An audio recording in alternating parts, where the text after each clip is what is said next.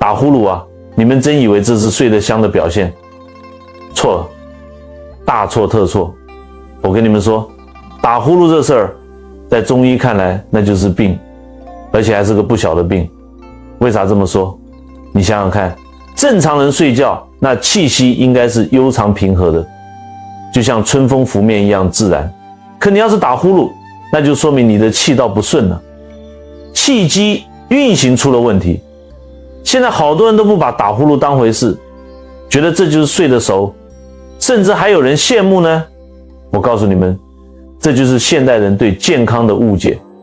你们知道吗？打呼噜的人夜里其实根本睡不好。为啥？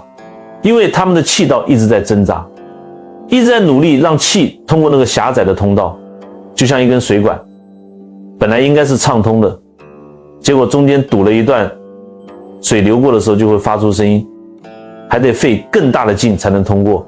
我们的祖先早就把这个问题看得透透的。《黄帝内经》里面说，肺主气，司呼吸。这话啥意思？就是说肺这个脏器，它的主要功能就是管理我们的呼吸。你要是呼吸出了问题，那肺肯定是第一个受罪的。而且《内经》还说，肺为华盖，覆盖诸脏。肺就像一把大伞，保护着我们身体里面所有的脏器。你想想，这把伞要是破了洞，下面的脏器能好吗？打呼噜这事儿，从中医的角度来看，根子就在于气机不畅。什么叫气机？就是我们身体里面气的运行机制。这个机制要是顺畅，人就健康；要是不顺畅，各种毛病就都出来了。你们现在听我仔细说说，打呼噜到底是怎么形成的？首先，我们得明白一个道理：人的呼吸道就像一条高速公路，从鼻子到肺部，这条路必须得保持畅通。可是现代人啊，生活习惯不好，吃的东西也有问题，慢慢的这条高速公路就开始出现问题了。有的人是鼻子堵，有的人是咽喉肿胀，有的人是舌头肥大，还有的人是扁桃体增生。你看，这些都是高速公路上的障碍物。白天的时候你醒着，意识能控制，肌肉也紧张，这些障碍物还不算太严重。可一到晚上，你一放松，肌肉一松弛，这些障碍物就开始作妖了，把本来就不宽敞的呼吸道堵得更厉害。气流通过这些狭窄的地方就会产生震动，这震动就是你们听到的呼噜声，就像风吹过山谷会发出呼啸声一样，道理是一样的。从中医的理论来讲，这个问题主要涉及到几个方面。伤寒论里面有句话叫太阳之为病，脉浮，头项强痛而恶寒，这是在说外感病。但是里面提到的头项强痛这个症状，跟我们今天说的打呼噜有很大关系。为啥？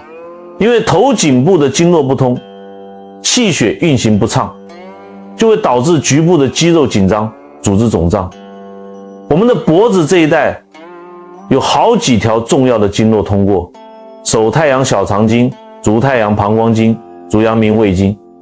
这些经络要是不通畅，局部的气血循环就会出问题。气血一不通，组织就会水肿，水肿了自然就会压迫呼吸道。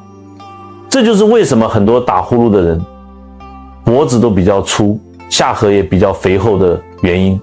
还有一个很重要的因素就是痰湿。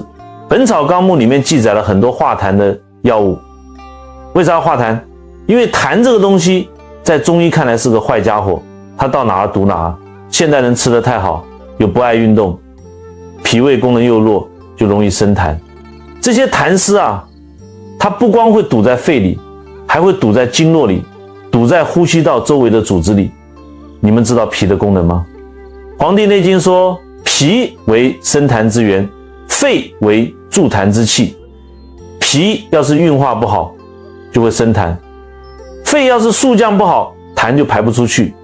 这就像一个工厂，脾是生产车间，老是生产一些废品；痰湿，肺是仓库，这些废品都堆在仓库里出不去，时间长了，不光仓库满了，连生产线都堵住了。所以你看，打呼噜这个问题，表面上是气道狭窄，实际上是整个身体气机运行的问题。这这就是为什么西医只能想办法把狭窄的地方切开扩大，但是往往效果不持久的原因，因为他们只看到了表面的正，没有看到深层的因